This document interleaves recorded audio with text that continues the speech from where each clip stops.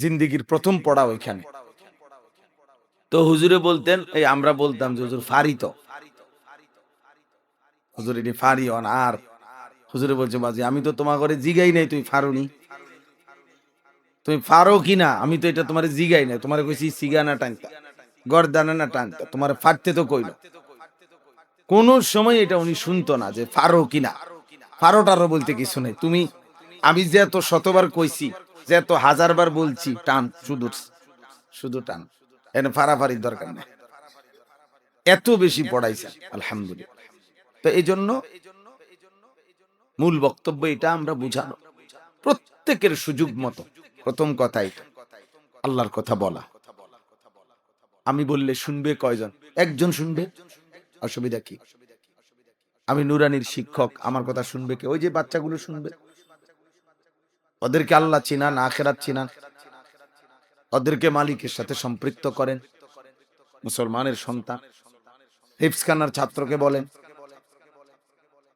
শুধুমাত্র কেবল ওস্তাদ, শুধুই সবক, শুধুই সাত সবক, শুধুই আমুক্তা, এরপরে আর কোনো রসও নাই, কষও নাই, আসেনও না, কান্দেনও না, কথাও কর না, মাতেনও না।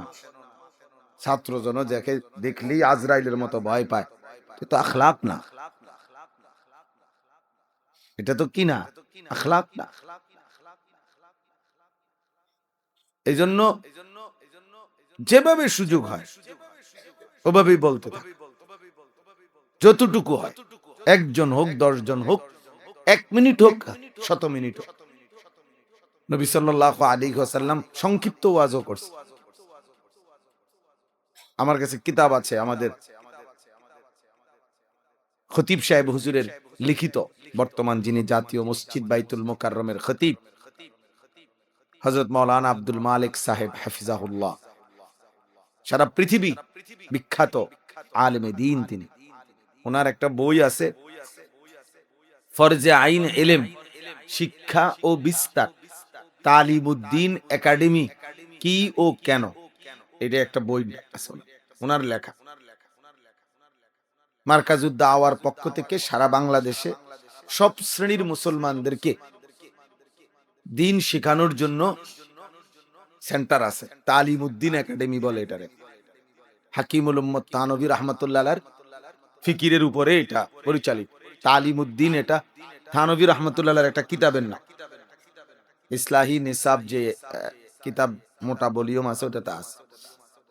তো ওইখানে উনি লিখছেন, হযরত উল্লেখ করছেন যে রাসূলুল্লাহ সাল্লাল্লাহু আলাইহি ওয়াসাল্লামের হাতে সাহাবী কালেমা পড়ছেন, নবীজি উটের পিঠে কোথাও যাচ্ছেন, ওই সাহাবীও মানে যিনি নতুন মাত্র মুসলমান হয়েছেন, উনিও উটের পিঠে করে অথবা গাধার পিঠে করে আসছেন। এই অবস্থায় সফরে চলতেছেন, বাহনে অবস্থায় কালেমা পড়ছেন তিনি। তো নবী সাল্লাল্লাহু আলাইহি সাল্লাম ওই হাদিসে লিখছেন, ফান নবিয়্যু সাল্লাল্লাহু আলাইহি ওয়াসাল্লাম ইউআল্লিমুহুল ইসলামা ওয়া হুয়া ফি মাসিরিহি। নবীজি তার এই সফর মানে এই চলা অবস্থাতেই তাকে ইসলাম দ্বীন শেখাচ্ছিলেন, বলতেছিলেন। তো নবীজির উটও চলতেছে, ওনার বাহনটাও চলতেছে। এই নও মুসলিমের কিছু দূর যাওয়ার পরে একটা গর্তের মধ্যে হোঁচট খাইয়া ওই সাহাবী, নতুন মাত্র যিনি মুসলমান হইলেন, ধরেন 5 মিনিট 10 মিনিট হইছে মাত্র, ওনাকে ইলম শিখাচ্ছেন, আল্লাহর নবী দ্বীন শিখাইতেছিলেন। এই সময় উনি হোঁচট খেয়ে পড়ে গেছেন। ওই বাহন, ওই গাধা কিংবা উট, আর উনি নিজে গর্তে পড়ে গেছে।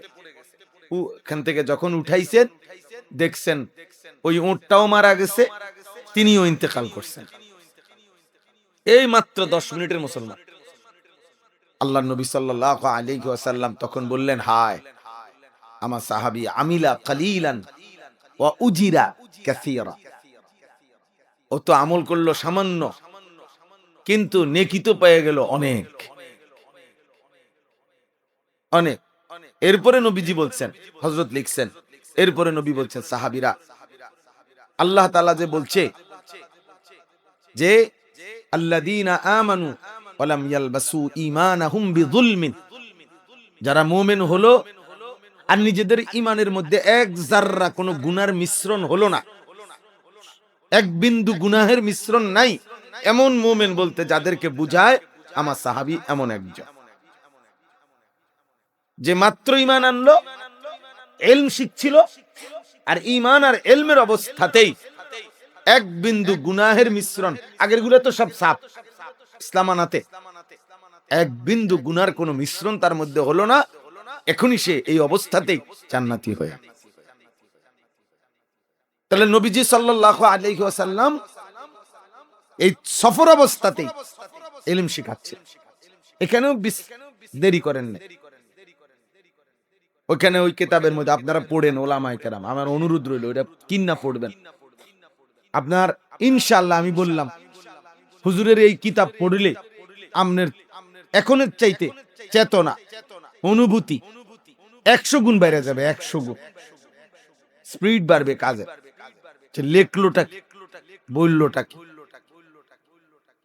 রাসূলুল্লাহ সাল্লাল্লাহু আলাইহি ওয়াসাল্লাম বলছেন কাউকে দ্বীন শেখানোর ক্ষেত্রে কি কি শেখানো ওইখানে আছে। এক নাম্বার হলো যে তাকে ফিকহ, উচ্চতর দ্বীনের বুঝ শেখানো। ওয়া নাস্তাঈনুহু ওয়া নাস্তাগফিরুহু ওয়া নু'মিনু বিহি ওয়া নাতাওয়াক্কালু আলাইহি ওয়া নাউযু বিল্লাহি মিন শুরুরি আনফুসিনা ওয়া মিন সাইয়্যাতি আ'মালিনা মান ইয়াহদিহিল্লাহু ফালা মুদিল্লা লাহু ওয়া মান ইউদ্লিলহু ফালা হাদিয়া লাহু ওয়া নাশহাদু আল্লা ইলাহা ইল্লাল্লাহু ওয়াহদাহু লা শারীকা লাহু ওয়া নাশহাদু আন্না সাইয়্যিদানা ওয়া হাবিবানা ওয়া মাওলানা মুহাম্মাদান আবদুহু ওয়া রাসূলুহু আম্মা বা'দ فأعوذ بالله من الشيطان الرجيم بسم الله الرحمن الرحيم هو الذي خلقكم من تراب ثم من نطفة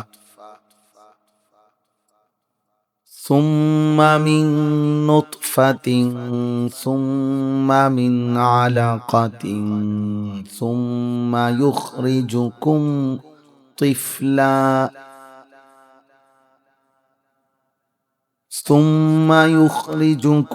طفلا ثم لتبلغوا أشدكم ثم لتكونوا شيوخا ومنكم من يتوفى من قبل ولتبلغوا أجلا مسمى ولعلكم تعقلون صدق الله مولانا العظيم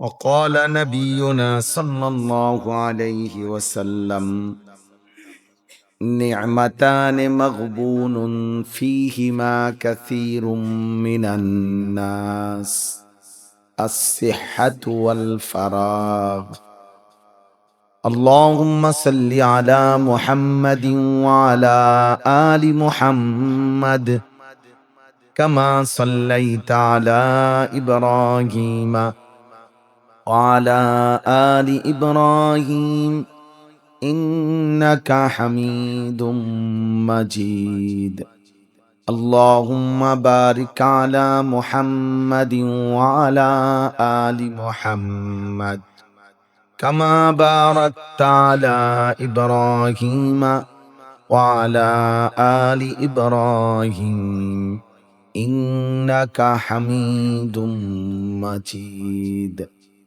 سبحانك لا علم لنا إلا ما علمتنا إنك أنت العليم الحكيم الحمد لله আল্লাহ পাক রব্বুল ইজ্জত জুল জালাল ওয়াল ইকরামের ফজল করম রব্বুল আলামিনের ইহসান মেহেরবানি দয়া আল্লাহ তাআলা আমাদেরকে জোহরের নামাজ জামাতের সাথে আদায় করে আজকের এই মোবারক মজলিস মাদ্রাসা ফাইজুল উলুম হামিউস সুন্নাহ আল্লাহ তাআলাই কিছু সময়ের জন্য বসবার তৌফিক দান করেছেন আলহামদুলিল্লাহ। মূলত আমি আসলে হযরতের সাথে দেখা করা, মাদ্রাসায় কিছু সময় থাকা, এই জন্যই আসছি। কোনো মাহফিল ওয়াজের নিয়তে আসি নাই। তারপরেও আলহামদুলিল্লাহ আমার শায়েখ আল্লামা মুফতি মুশতাকুন নবী কাসেমী হুজুর সব সময় এটা বলে যে জিন্দেগি আল্লাহর কথা বলতে বলতেই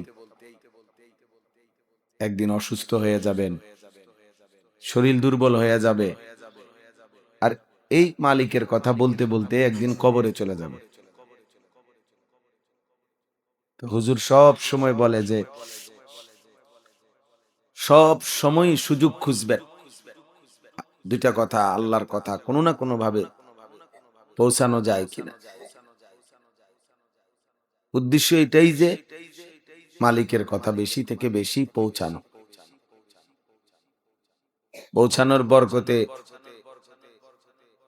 যত লোক অনুসরণ করবে, যদি কেউ পালন করে তো আহ্বানকারীও সমপরিমাণ নেকি পাবে। মান দাআ ইলা হুদান কানা লাহু মিনাল আজরি মিসলু উজুরি মান তাবিআহু লা ইয়ানকুসু যালিকা মিন উজুরিহিম শাইআ। নবী সাল্লাল্লাহু আলাইহি ওয়াসাল্লাম বলেন, যে কাউকে হেদায়েতের দিকে ডাকলো তো আল্লাহ তাআলা তাকে ওই ডাকে যতজন অনুসরণ করে সকলের নেকির সমপরিমাণ ওই আহ্বানকারী দাঈ তাকেও দিবেন, এবং আমলকারীদের আমল থেকে নেকি থেকে কমাবেন না। লা ইয়ানকুসু যালিকা মিন উজুরিহিম শাইআ, বরং আল্লাহ তাআলা তার নিজের ভান্ডার থেকে আহ্বানকারীকে দিবেন। ওমান দাআ ইলা দালালাতিন কানা আলাইহি মিনাল ইসমি মিসলু আসামি মান তাবিআহু লা ইয়ানকুসু যালিকা মিন আসামিহিম শাইআ। নবীজি সাল্লাল্লাহু আলাইহি ওয়াসাল্লাম বলেন, এবং যে ব্যক্তি তা কাউকে কোনো গুনাহের দিকে, ভ্রষ্টতার নাফরমানির দিকে ডাকলো তো সেই ডাকে যত লোক সাড়া দিল, অনুসরণ করলো, সকলের সমপরিমাণ গুনাহ ওই মন্দ কাজের আহ্বানকারী তার আমলনামাতেও দেয়া হবে, এবং ওই আমলকারীদের গুনাহ থেকে কমানো হবে না। এই জন্য নেক কাজের আহ্বানকারী অনেক বড় ফজিলত। গত রবিবার আমি সিলেট ছিলাম, হযরত তখনও এই কথাটা আমারে আবার বলছে, মাওলানা আমি বলছিলাম আর কি যে হুজুর কোমরে সারাক্ষণ পিঠের এখানে ব্যথা করে, ইদানিং কালে আইসা সারাদিনই ব্যথা করে, চিনচিন করে। ডাক্তার দেখাইতেছি, ডাক্তার বড় ডাক্তার দেখাইছি, এফসিপিএস ডাক্তারদের প্রথম কথাই এটা যে হুজুর এই কোমর আপনাদের তো বিশ্রাম চায়, রাত দিন গাড়িতে থাকেন, বিশ্রাম তো করেন না, সোজা হন তো কম, হয় মাহফিলে বসে থাকি নয়তো গাড়িতে বসে থাকি, বাসায় অল্প সময় থাকি আমরা।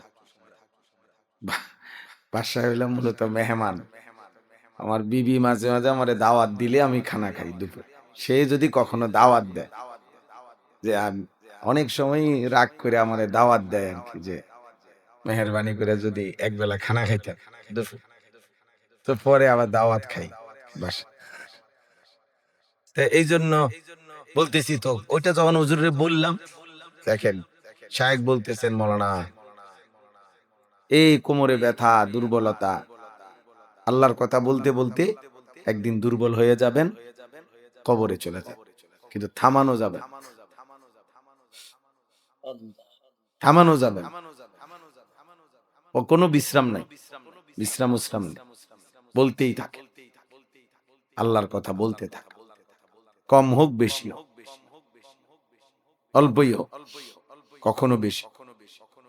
রাসূলুল্লাহ সাল্লাল্লাহু আলাইহি ওয়াসাল্লাম, আমি নিজে হাদিসে পড়ছি, একদিন নবীজি সাল্লাল্লাহু আলাইহি সাল্লাম ফজরের নামাজের পর থেকে মাগরিব পর্যন্ত বয়ান করছে, এক টানা,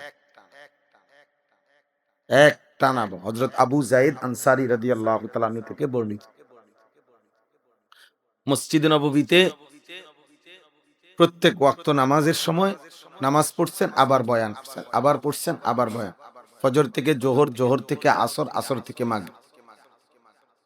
হাফিজাহু মান হাফিজা ওয়া নাসিয়াহু মান নাসিয়া। সাহাবী বলেন যে যারা যারা মুখস্থ করতে পারছে, যে জেদ্দুর সে মনে রাখছে, যে ভুলে যাওয়ার সে ভুলে গেছে, কারণ এত লম্বা, সব তো মনে রাখতে পারেন। কিন্তু নবী সাল্লাল্লাহু আলাইহি সাল্লাম কিয়ামত পর্যন্ত যা হবে তা পুরা, তিনি বলেন আমাদেরকে ওই দিন পুরাটা বলে ফেলছে, পুরাটা বলে। তো সাহাবী বলেন আমাদের সবচেয়ে বড় ফায়দা যেটা হয়েছে, যে আমরা তো সবটা মুখস্থ করতে পারি নাই, কিন্তু পরবর্তীতে যাই হইতো, কোনো কিছু হইছে তো আমাদের মনে পড়ছে, হ্যাঁ নবী তো এটা বলছে, এভাবে তো বলছি, এই লাভটা হইছে। এই জন্য এই শুনবার বরকতে, যে আমি এত কথা কি মনে রাখতে পারবো না, না আপনারা মনে রাখতে বলছি। আমি যে বছর মিজান পড়ছি, আমার ওস্তাদ মিজানের বছর আমরা হুজুরকে দেখছি, এটা চাঁদপুরের হুজুর বলতাম, হুজুরের একটা কথা ছিল যে গর্দান টানতাম রাত্র 11টা 12টা 12:30, হুজুর দাঁড়ায় থাকতেন বেত নিয়া, দারুল আরকাম মাদ্রাসায় ব্রাহ্মণবাড়িয়া। আমার উস্তাদে মোহতারাম, আমাদের হেফাজতে ইসলামের সম্মানিত মহাসচিব আল্লামা শায়েখ সাজিদুর রহমান, হুজুরের মাদ্রাসার ছাত্র, ওইখানে আমি প্রথম পড়ালেখা করি, জিন্দিগির প্রথম পড়া ওইখানে।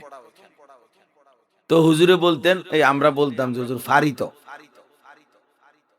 হুজুর এটি ফারি হন। আর হুজুরে বলছে বাজি আমি তো তোমার ঘরে জিগাই নাই তুই ফারুনি, তুমি ফারো কিনা আমি তো এটা তোমার জিগাই নাই, তোমার কইছি সিগানা টানতা, গর্দানা না টানতা, তোমার ফাটতে তো কইল। কোন সময় এটা উনি শুনতো না যে ফারো কিনা, ফারো টারো বলতে কিছু নেই। তুমি, আমি যে এত শতবার কইছি, যে এত হাজারবার বলছি, টান শুধু, শুধু টান, এনে ফারাফারির দরকার নেই, এত বেশি পড়াইছেন আলহামদুলিল্লাহ। তো এই জন্য মূল বক্তব্য এটা আমরা বুঝানো, প্রত্যেকের সুযোগ মতো প্রথম কথা এটা, আল্লাহর কথা বলা। আমি বললে শুনবে কয়জন? একজন শুনবে, অসুবিধা কি? আমি নুরানির শিক্ষক, আমার কথা শুনবে কে? ওই যে বাচ্চাগুলো শুনবে, ওদেরকে আল্লাহ চিনান, আখিরাত চিনান, ওদেরকে মালিকের সাথে সম্পৃক্ত করেন, মুসলমানের সন্তান। হিফজখানার ছাত্রকে বলেন, শুধুমাত্র কেবল ওস্তাদ, শুধুই সবক, শুধুই সাত সবক, শুধুই আমুক্তা, এরপরে আর কোনো রসও নাই, কষও নাই, আসেনও না, কান্দেনও না, কথাও কর না, মাতেনও না, ছাত্রজন যাকে দেখলেই আজরাইলের মতো ভয় পায়, তো আখলাক না, এটা তো কি না, আখলাক না। এই জন্য যেভাবে সুযোগ হয় ওভাবেই বলতে থাকে, যতটুকু হয়, একজন হোক, 10 জন হোক, 1 মিনিট হোক, 100 মিনিট হোক। নবী সাল্লাল্লাহু আলাইহি ওয়াসাল্লাম সংক্ষিপ্ত ওয়াজও করছে। আমার কাছে কিতাব আছে, আমাদের খতিব সাহেব হুজুরের লিখিত, বর্তমান যিনি জাতীয় মসজিদ বাইতুল মোকাররমের খতিব, হযরত মাওলানা আব্দুল মালিক সাহেব হাফিজাহুল্লাহ, সারা পৃথিবী বিখ্যাত আলেমে দ্বীন তিনি। ওনার একটা বই আছে ফরজে আইন ইলম, শিক্ষা ও বিস্তার, তালিমউদ্দিন একাডেমি কি ও কেন, এটা একটা বই আছে ওনার লেখা। মার্কাজুদ দাওয়ার পক্ষ থেকে সারা বাংলাদেশে সব শ্রেণীর মুসলমানদেরকে দ্বীন শেখানোর জন্য সেন্টার আছে, তালিমউদ্দিন একাডেমি বলে এটারে। হাকিমুল উম্মত থানভী রাহমাতুল্লাহ আলাইহির ফিকিরের উপরে এটা পরিচালিত। তালিমউদ্দিন এটা থানভী রাহমাতুল্লাহ আলাইহির একটা কিতাবের নাম। ইসলাহি নিসাব যে কিতাব মোটা ভলিউম আছে ওটাতে আছে। তো ওইখানে উনি লিখছেন, হযরত উল্লেখ করছেন যে রাসূলুল্লাহ সাল্লাল্লাহু আলাইহি ওয়াসাল্লামের হাতে সাহাবী কালেমা পড়ছেন, নবীজি উটের পিঠে কোথাও যাচ্ছেন। ওই সাহাবীও মানে যিনি নতুন মাত্র মুসলমান হয়েছেন উনিও উটের পিঠে করে অথবা গাধার পিঠে করে আসছেন। এই অবস্থায় সফরে চলতেছেন, বাহনে অবস্থায় কালেমা পড়ছেন তিনি। তো নবী সাল্লাল্লাহু আলাইহি সাল্লাম ওই হাদিসে লিখছেন, ফান নবিয়্যু সাল্লাল্লাহু আলাইহি ওয়াসাল্লাম ইউআল্লিমুহুল ইসলামা ওয়া হুয়া ফি মাসিরিহি। নবীজি তার এই সফর মানে এই চলা অবস্থাতেই তাকে ইসলাম দ্বীন শেখাচ্ছিলেন, বলতেছিলেন। তো নবীজির উটও চলতেছে, ওনার বাহনটাও চলতেছে। এই নও মুসলিমের কিছু দূর যাওয়ার পরে একটা গর্তের মধ্যে হোঁচট খাইয়া ওই সাহাবী নতুন মাত্র যিনি মুসলমান হইলেন, ধরেন 5 মিনিট 10 মিনিট হইছে মাত্র, ওনাকে ইলম শিখাচ্ছেন, আল্লাহর নবী দ্বীন শিখাইতেছিলেন। এই সময় উনি হোঁচট খেয়ে পড়ে গেছেন। ওই বাহন, ওই গাধা কিংবা উট, আর উনি নিজে গর্তে পড়ে গেছে। ওখান থেকে যখন উঠাইছেন দেখছেন ওই উটটাও মারা গেছে, তিনিও ইন্তেকাল করছেন। এই মাত্র 10 মিনিটের মুসলমান। আল্লাহর নবী সাল্লাল্লাহু আলাইহি ওয়াসাল্লাম তখন বললেন, হায় আমার সাহাবী, আমিলা কালিলান ওয়া উজিরা কাসীরা। ও তো আমল করলো সামান্য, কিন্তু নেকি তো পেয়ে গেল অনেক অনেক। এরপরে নবীজি বলছেন, হযরত লিখছেন, এরপরে নবী বলছেন, সাহাবীরা, আল্লাহ তাআলা যে বলছে যে আল্লাযীনা আমানু ওয়া লাম ইয়ালবাসু ঈমানাহুম বিযুলমিন, যারা মুমিন হলো আর নিজেদের ঈমানের মধ্যে এক যাররা কোনো গুনার মিশ্রণ হলো না, এক বিন্দু গুনাহের মিশ্রণ নাই, এমন মুমিন বলতে যাদেরকে বুঝায় আমার সাহাবী এমন একজন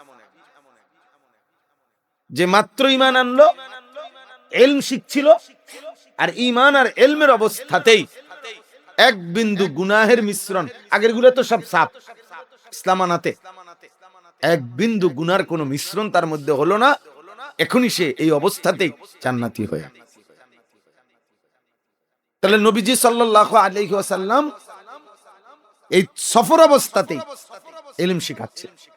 এখানেও দেরি করেন না, ওখানে ওই কিতাবের মধ্যে আপনারা পড়েন, ওলামায়ে কেরাম, আমার অনুরোধ রইল ওটা কিন্না পড়বেন আপনার। ইনশাআল্লাহ আমি বললাম হুজুরের এই কিতাব পড়লে আপনার এখনের চাইতে চেতনা, অনুভূতি 100 গুণ বেড়ে যাবে, 100 গুণ স্পিড বাড়বে কাজে। লেখলোটা কি, বললোটা কি? রাসূলুল্লাহ সাল্লাল্লাহু আলাইহি ওয়াসাল্লাম বলছেন, কাউকে দ্বীন শেখানোর ক্ষেত্রে কি কি শেখানো ওইখানে আছে। এক নাম্বার হলো যে তাকে ফিকা, উচ্চতর দ্বীনের বুঝ শিখানো, ইলম শিখানো, তাকে ফাতিন, দ্বীনের উপরে সমঝদার, বুঝমান, বিবেকবান একজন ইমানদার বানান। অর্থাৎ শুধুমাত্র জানতেন কিছু দ্বীন শেখানো না, উম্মতের দাঈ যারা, উলামা যারা, তারা একজন মুসলমানকে এইভাবে দ্বীন শিখাবে যে সে যেন দ্বীনের একজন সমঝদার, বুঝমান একজন মুমিন যেন। মা বালু আকওয়ামিন লা ইউফাক্কিহুনা জিরানাহুম, ওয়ালা ইউআল্লিমুনাহুম ওয়ালা ইউফাত্তিনুনাহুম ওয়ালা ইয়ামুরুনাহুম ওয়ালা ইয়ানহাউনাহুম। এই যে এই হাদিস, নবী সাল্লাল্লাহু আলাইহি সাল্লাম বলছেন, লোকদের কি হলো, তারা কেন তাদের প্রতিবেশীদেরকে ফিকহ, দ্বীনের মাসাইল শিখাচ্ছে না কেন, দ্বীনের ইলম শিখাইতেছে না কেন, দ্বীনের সমঝদার ফাতিন বানাচ্ছে না কেন, নেক কাজের আদেশ করছে না কেন, গুনার কাছ থেকে নিষেধ করছে না কেন। এই হাদিস লম্বা, ওইখানে আছে যদি কোনো কওম, যদি কোনো সম্প্রদায়, মুসলিম জনগোষ্ঠী নিজেদের মধ্যে শেখানো, কেউ শিখাচ্ছে কেউ শিখতেছে, এই চর্চা যদি মুসলিম সমাজ থেকে বন্ধ হয়ে যায়, লা উআজিলান্নাহুমুল উকুবাতা ফিদ দুনিয়া, তাহলে আল্লাহর ওয়াদা যে আমি তাদেরকে দুনিয়াতেই শাস্তি দেব, দুনিয়াতেই শাস্তি দেব। এজন্য প্রতি মুহূর্তে চেষ্টা করা, শুধু বাচ্চা না, উম্মতের হার তবকার কাছে দ্বীন পৌঁছা। আলেমের কোনো বিশ্রাম নেই। সৈয়দ আবুল হাসান আলী নদভী রাহমাতুল্লাহি আলাইহি পাজা সুরাগে জিন্দেগি বিখ্যাত কিতাব, ওনার বয়ানের বাংলা অনুবাদও আছে, আমাদের আদিব সাহেব হুজুর অনুবাদ করছেন, জীবন পথের পাথেও, ওইখানে কিছু অনুবাদ আছে, আলোকিত জীবনের পথ। তো ওইখানে আছে, উনি বলছেন এই পৃথিবীর সকল কর্মস্থলের মানুষ বিশ্রাম নিতে পারে, তাদের কোনো বিশ্রাম মিলতে পারে, কিন্তু উনি বলছেন যারা ইলম, আলেম, মুতাআল্লিম, কোরআন সুন্নাহর ইলমের জায়গায় যারা আসছে, এই মাদ্রাসাওয়ালা, উনি বলছে তাদের জিন্দেগির কোনো বিশ্রাম হইতে পারে না, তাদের কোনো বিশ্রাম নেই। বিশ্রাম হবে কেমনে? রাসূলুল্লাহ সাল্লাল্লাহু আলাইহি ওয়াসাল্লাম 23 বছরের জিন্দেগি উম্মতের যত তবকায় দ্বীন পৌঁছাইছেন, যত বিষয়ে, তো উলামায়ে কেরাম ওয়ারাসাতুল আম্বিয়ার তো দায়িত্ব ওই সকল বিষয়ে দ্বীন পৌঁছানো। তাহলে এতগুলো গাছে যে পানি দিতে হবে, ও ঘুম যাবে ক, ওর আবার বিশ্রাম কিবা? এত বড় জিম্মাদারি যার কাঁধে।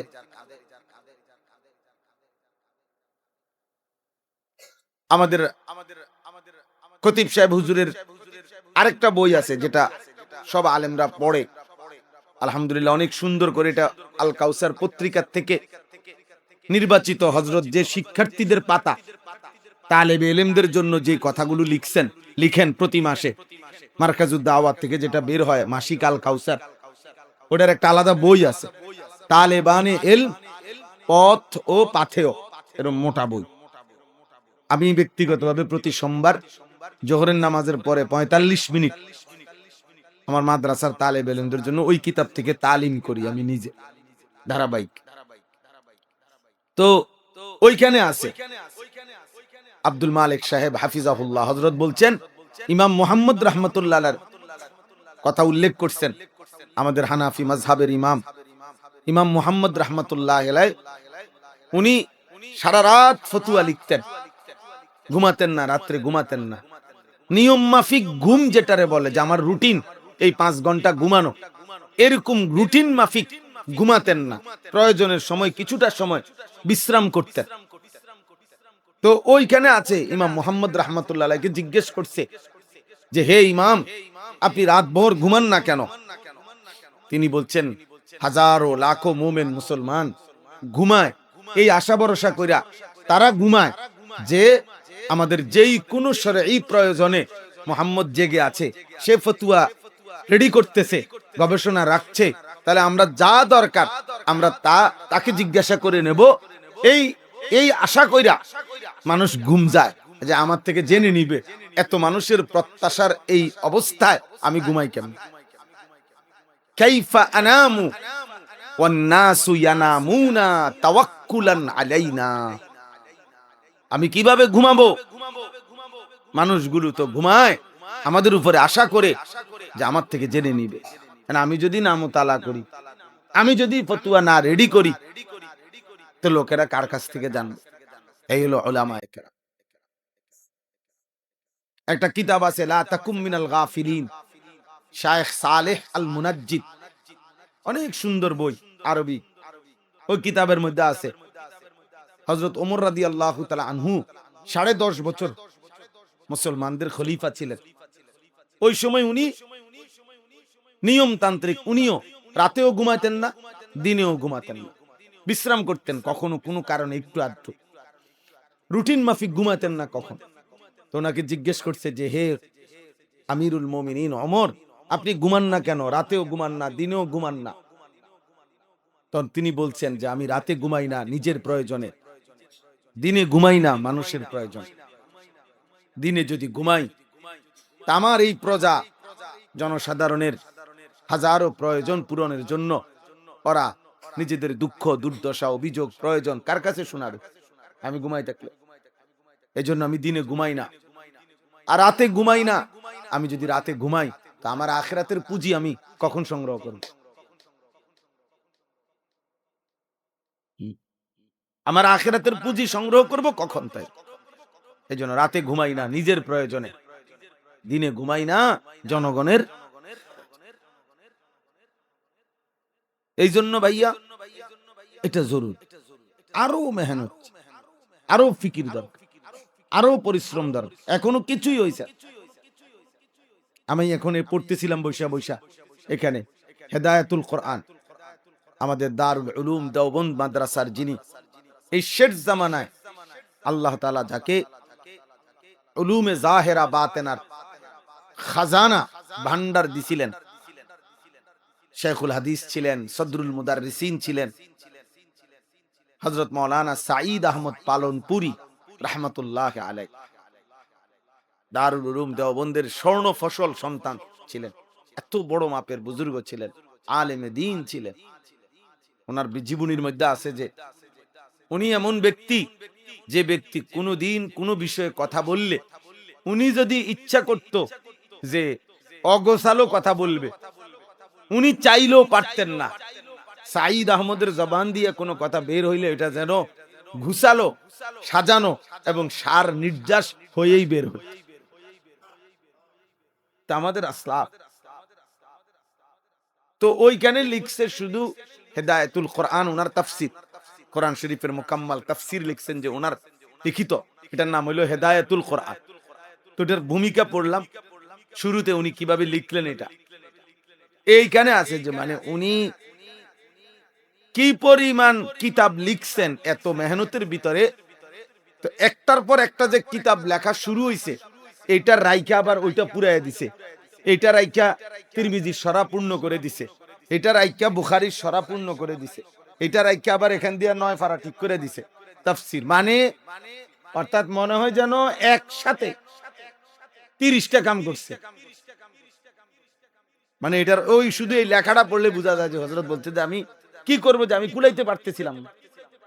এইভাবে মেহনত করছেন। এই অল্প কিছুদিন হয় মারা গেছে।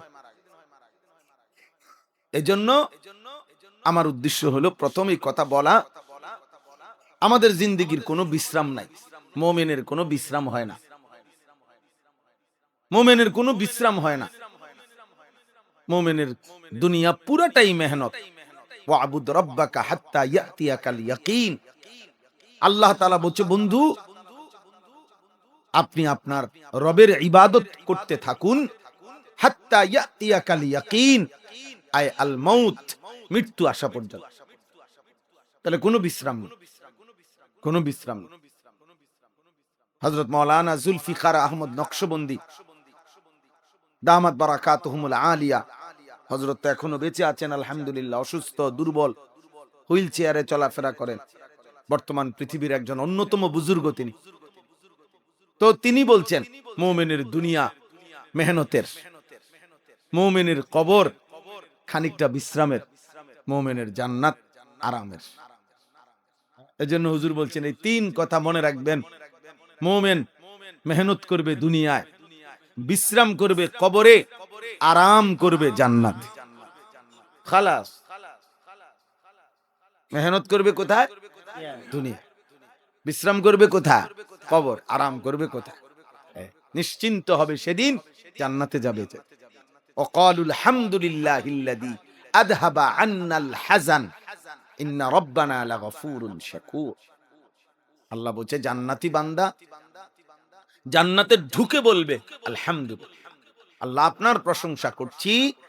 আযহাবা আন্নাল হাযান, আজকে আমার জীবন থেকে যাবতীয় চিন্তা পেরেশানি সবকিছু জীবনের তরে দূর হলো। মানুষে কাম টাম শেষ করে পরিশ্রমের কোনো কিছু টানা, আল্লাহ যাক, একটা বড় ঝামেলা গেল। আজকে 10টা দিন কোনো হুঁশা ছিল না, এই এরকম আর তো জান্নাতি যেন বলবে, আল্লাহ আপনার প্রশংসা, আজকে গিয়া সমস্ত টেনশন মুক্ত হইল। দুনিয়ার জীবনও পেরেশানিতে ছিলাম, কবরেই পেরেশানিতে ছিলাম, কি জানি কি হয়। হাসরের ময়দানে দাঁড়াইয়াও পেরেশানি ছিলাম, কি জানি কোন আমল নামা কোন হাতে জানি দেয়। এরপরে মিজানের পাল্লায় জানি নেকি ঠিক মতো বাড়ে কিনা। এরপরে পেরেশানিতে ছিলাম, ফুলসেরাত পার হইতে পারি কিনা। ফুলসেরাত পার হইলাম, জান্নাতে ঢুকলাম, আলহামদুলিল্লাহ। এখন চিরতরে চিন্তা মুক্ত হলাম, পেরেশান মুক্ত হলাম। তাহলে মুমিনের স্থিরতা তো জান্নাতে যাবে যে, তো সেটা যদি একজন মুমিনের হয়, তো যেখানে মুমিনের মধ্যে আলা তবকা ইলম ওয়ালা, তো উনার কি ফিকির হওয়া উচিত? আল্লাযীনা উতুল ইলমা দারাজাত, দারাজাত। সমস্ত ইমাম ইবনুল কাইয়িম রাহমাতুল্লাহ আলাইহি, আমার শায়েখের মুখে শুনছি, ইমাম ইবনুল কাইয়িম আল জাওজি রাহমাতুল্লাহ আলাইহি বলছে, সমস্ত নেক আমল নিয়ে যে ব্যক্তি ইবাদত ওয়ালা, তার চাইতে ঊর্ধ্বে, তার চাইতে এক দারাজা, তার চাইতে এক ধাপ উপরে যিনি মুজাহিদ, তিনি তিনি ফাদ্দালাল্লাহুল মুজাহিদিনা আলাল কাঈদিনা দারাজা। দারাজা মানে এক দরজা, এটা ওয়াহিদ। সমস্ত নেক আমল আর আরেকজন নেক আমলের সাথে মুজাহিদ, উনি এই সমস্ত নেক আমল করে যিনি আবেদ, উনার চাইতে উনার দরজা এক ধাপ উপরে। আর ওই কিতাবে উনি লিখছেন যে একজন ইলমওয়ালা, সমস্ত নেক আমল করা ব্যক্তি এবং মুজাহিদ, তিনি এই সব একদিকে, আর ইলমওয়ালা এই সকলের ঊর্ধ্বে, সকলের ঊর্ধ্বে। আপনাদের কাছে আমার যে কয়জন আসছেন, আপনাদের কাছে আমার কথা এটাই, বিশেষ করে ওলামা হযরতদের কাছে প্রথম এই কথাগুলো বললাম। অর্থ হইল আরো মেহনত চাই, উম্মতের হার তবকাকে বলা দরকার, বক্তা হইতে হবে, পরিচিত হইতে হবে, কোনো না কোনো ভাবে ফেসবুকে মানুষ চিনতে হবে। এই ধোকার পিছনে যত লোক করছে, এই আকামলারে দিয়া শেষ পর্যন্ত কোনো কাম হইছে না। জুতা বদলাইছে, রুমাল বদলাইছে, কোট বদলাইছে, চশমা বদলাইছে, এরপরে দিয়া বহুত কিছু বদলাইয়া চাইছে, মাগার কাম হয় না, কাম মাগার হয় না, লারা খায় না, মানুষে চেনে না। আরে কিরে এত কষ্ট করলাম, গরমের মধ্যে কোট গাও দিয়া রইলাম, তারপরে দিয়া আমনের প্রচন্ড অপ্রয়োজন ছাড়াও একটা টাটকা গরম মৌজা ফিন্দা রাখছে, শু ফিন্দা রাখছে, মানুষই কোনোভাবে চেনে, মাগার মানুষে চেনে না। হ্যাঁ, মানুষের ছেড়ে না। আপনি কীর্তেন এই মেহনত করলেন, আপনি মুজা না খুলে লাগবেন, আপনি এই গরমে কষ্ট পাইতেছেন, শুধু শুধু ফাও। এই বেহুদার কোনো অর্থ নাই, বরং সবাই চিনতে হবে। কেন কেন চিনতে হবে? রাসূলুল্লাহ সাল্লাল্লাহু আলাইহি ওয়াসাল্লাম আরাফার ময়দানে ১৬ লক্ষ সাহাবীর সামনে যে বক্তব্য দিলেন, খুতবা দিলেন, আসমানের নিচে জমিনের উপরে পৃথিবীর কোন কিতাব নাই যেখানে ১০,০০০ সাহাবীর নাম আছে। এমন কোন কিতাব আসেনি হুজুর? কোন নাই, কোথাও নাই। পৃথিবীর সব কিতাব মিলাইয়াও আপনি ১০-২০ হাজার সাহাবীর নাম একসাথে বের করতে পারতেন না, সবগুলো একবারে বাড়ি চালান দিল পাইতেন। তা তাইলে ১৬ লক্ষ সাহাবীর নাম যে পৃথিবীর কেউ জানে না উনাদের নাম, তো ওনারা ব্যর্থ। তো তাইলে চিনে কয়জন রে? চিনে না কয়জন? চিনে নাই তো বেশি। নবী রাসূলদের ১,২৪,০০০ অথবা ২,২৪,০০০ নবী রাসূল, যদি ১,২৪,০০০-এর বর্ণনাটাই আমরা ধরি, তো ১,২৪,০০০ নবীর নাম পৃথিবীর কোন কিতাবে আছে বলেন? আসেনি হুজুর কোথাও? ১০,০০০ সাহাবীর নাম আসেনি কোথাও? ৫,০০০ সাহাবীর নাম আসেনি কোথাও? কোরআনুল কারীমে 25 জন নবী এবং রাসূলের নাম আছে। আর বাকি আরো কিছু কিতাব তারিখ খুঁজলে আরো নাম পাওয়া যাবে, অল্প স্বল্প আরো কিছু। তাহলে নাহলে শতখানিক হবে, সব মিলাইলে তো বাকিদের নাম পৃথিবীর কেউ জানে না। তাহলে ওনারা ব্যর্থ। আমি এটা প্রতিদিন বলি, এটা জরুরি বুঝা। তাইলে ইনশাআল্লাহ আপনারা তখন মেহনত করতে পারবেন। আপনি ইমাম সাহেব, আপনি হাফিজ জি হুজুর রাহমাতুল্লাহ আলাইহি বলে গেছেন, আমি বললাম হাফিজ জি বলে গেছেন এই কথা। আমাদের মুফতি মনসুরুল হক সাহেবের একটা কিতাব আছে, কিতাবুস সুন্নাহ, খুব সুন্দর। হারদি হযরত রাহমাতুল্লাহ আলাইহির দিক নির্দেশনায় লিখছেন, ওইখানে আছে। হারদি হযরতও বলছেন, হাফিজ জি রাহমাতুল্লাহ আলাইহি বলছেন যে ইমাম সাহেব তার প্রথম আজকে 5 বছর 10 বছর কোন মসজিদে ইমামতি করে, অথচ তার প্রথম কাতারের মুসল্লিগুলোর ওযু নামাজ সূরা কেরাত সুন্নত মোতাবেক আজও আপনার হয় নাই। তো উনি বলছেন, হে ইমাম সাহেব, আখিরাতে আল্লাহ তাআলার সামনে জবাবদিহি করার জন্য রেডি থাকেন, রেডি থাকেন। মনে রাখেন, কি মনে করছেন? একটা 26-এ মসজিদে ঢুকবেন, একটা 30-এ জোহরের জামাত, আবার একটা 39-এ বাইরে হয়ে যাবেন 2 রাকাত সুন্নত পড়া, খালাস ইমামতি শেষ। 4:15-তে আসরের জামাত, 4:13-তে মসজিদে ঢুকবেন, 4:25-এ বাইরে হয়ে যাবেন, খালাস। এদের ঈমান আমল, এদের ওযু নামাজ, এদের সূরা কেরাত, এদের রুকু সেজদা, এটা ঠিক করার দায়িত্ব কার? জিবরাইলের। আপনার দায়িত্ব। বলে হুজুর শুনতে চায় না, তো শুনতে চায় না দেখে তো আপনারে বুঝাইতে কইছে, তাহলে কিতা বুঝাবেন আপনার? নবী সাল্লাল্লাহু আলাইহি ওয়াসাল্লাম শুরু করছেন ওই মানুষদেরকে যারা শুনতে চাইছিল তাদেরকে না, শুনতে চায় নাই, তারা শুনতে চাচ্ছিল না, সেখান থেকে শুনাইছেন। তো মানুষ তো বারবারই ছুটে যেতে চাইবে, মানুষ তো বারবারই ফিসলা দিব, মানুষ তো বারবারই পিছু টান দিবে। আপনারা টানে ধরতে হবে, চেষ্টা করতে হবে। এজন্য আমি অনুরোধ করছি, আমরা মেহনত করা দরকার, আমরা মেহনত করা দরকার, আমাদের কোনো বিশ্রাম নাই। এই আলহামদুলিল্লাহ যে কয়জন উলামায়ে কেরাম আপনাদের জন্য বললাম, আমার একটা বিশেষ অনুরোধ। আলাদা বললে ভালো ছিল, আলাদা আরেকবার কই পাম, সময় কই পাই, কই সব সময় তো পাওয়াও জানা সবাই।